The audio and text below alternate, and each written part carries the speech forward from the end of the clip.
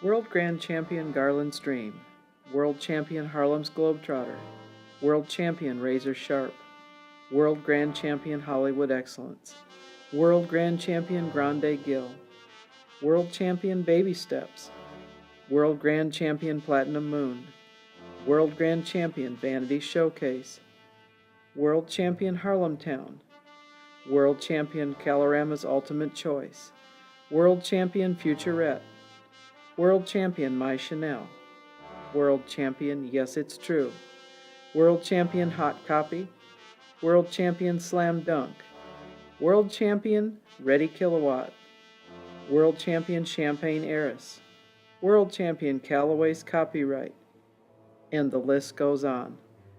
These horses and many more are all products of this year's Tom Moore Hall of Fame Award recipient.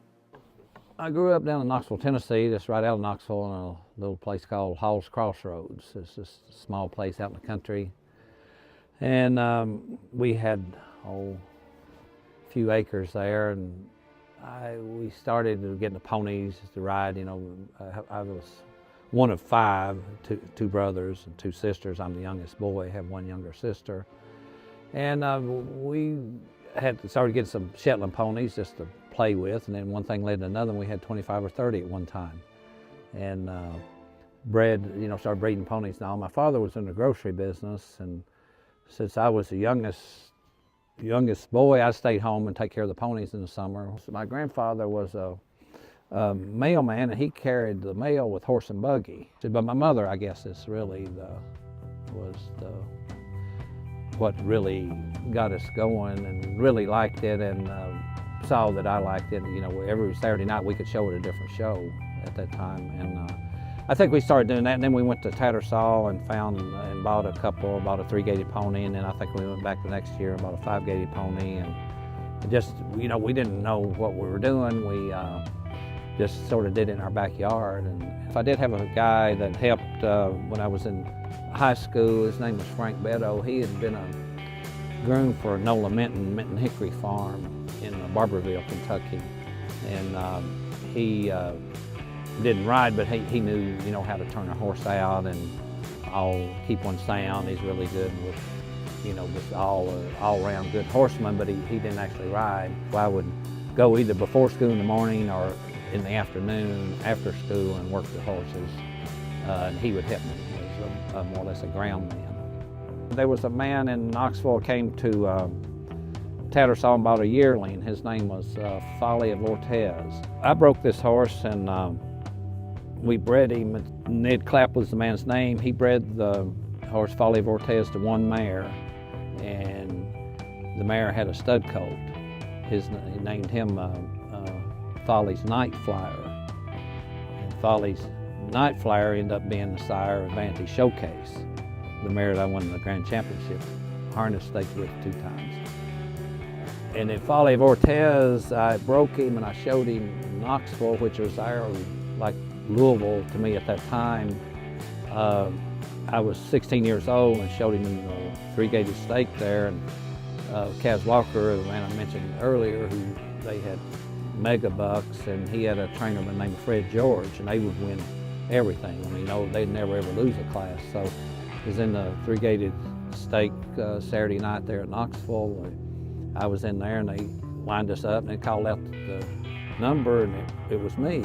But Mr. George rode on down to the winner's circle because it was automatic that, he just happened. He never lost a class. Nobody could beat him. And then he had to turn around and come back, and it was me, and I was 16 years old.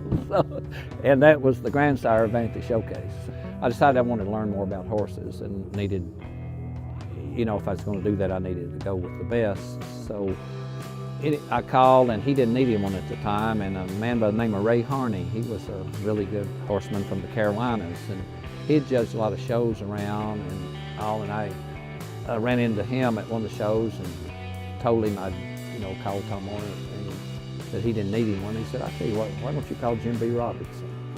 I said, I bet he could use you. So anyway, I called Jim B, and he said, yeah, come on. So he hired me on the phone, and I went there as a groom. And I had been there just 2 or 3 weeks. It was during the summer, and one of the trainers there got sick, and so the groom said, well, we were showing at Lawrenceburg, said, well, won't you let Larry show something? And Jimmy said, well, I don't know what he show, he said, you got your riding suit with you? And I did had my riding suit.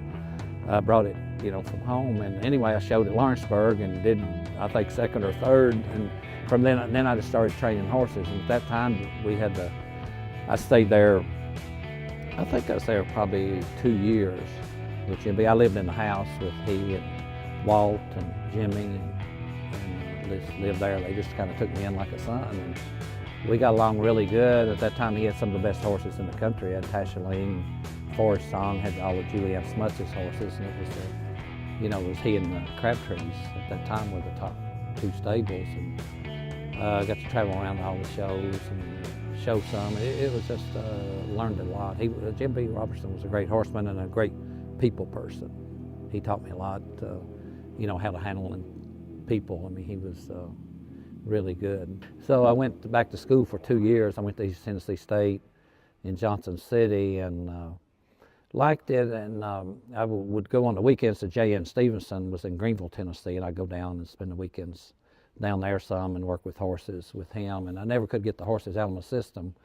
And one weekend I was driving home back to Knoxville and had a car wreck, and broke this arm and cut this muscle completely in two, and almost lost my left arm. It took me a long time for that to heal, and I got to thinking, maybe I should go back with horses when I get better, and thought, well, I really miss the horses. So ended up coming back to Kentucky. I called Jim B back, and he says, well, George Gwynn and I have hooked up, in partnership in Danville at Gwynn Island Stock Farm, which is Bill Wise's place now. So said, why don't you come back and go over there? So I went there. I mean, I learned a lot about business from Mr. Gwynn and pedigrees, and he was really a shrewd businessman, really a great guy. And then I decided, Jim Kohler and Bruce Perrin were at Mr. Bradshaw's, which is just across town there in Danville. And Mr. Gwynn's was more of a sales type barn. I wanted to get more into training, to learn more about gating colts and that. So I'd go over sometime and visit with them. And then Jim Kohler took a private job, and I went over and talked to Mr. Bradshaw and know about taking a job there since Jim had gone. He said, he and Mr. Gwynn, it was a gentleman's agreement that he would not hire me unless it was okay with Mr. Gwynn. So, which doesn't happen too often this day and time.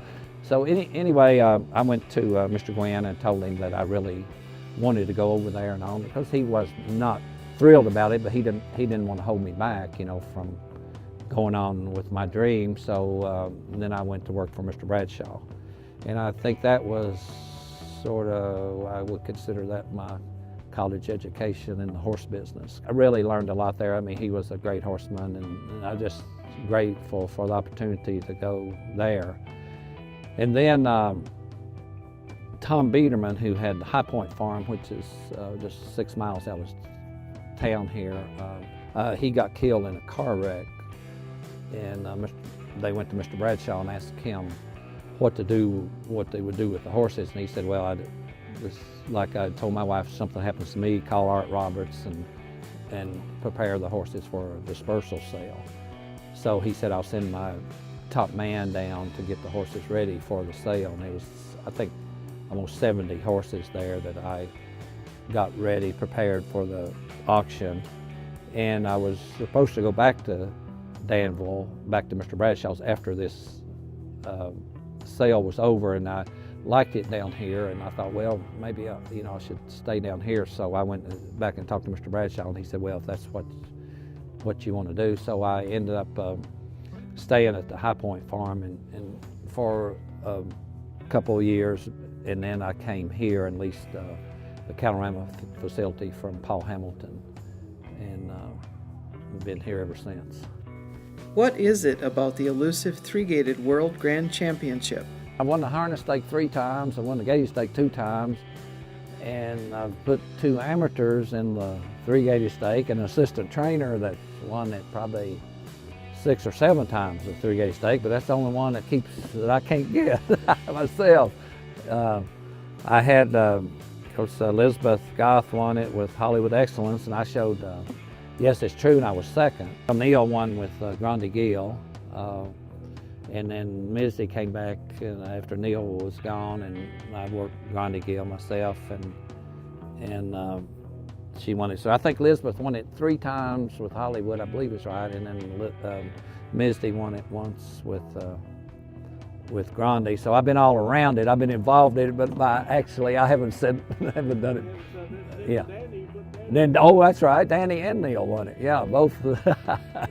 Yeah, so that's maybe someday, but if I do, I do. If I don't, but yeah, that's right. Yeah, Danny, Neil, Elizabeth, and Misty have won it out of here. So that's quite an accomplishment. Plans on slowing down in the near future?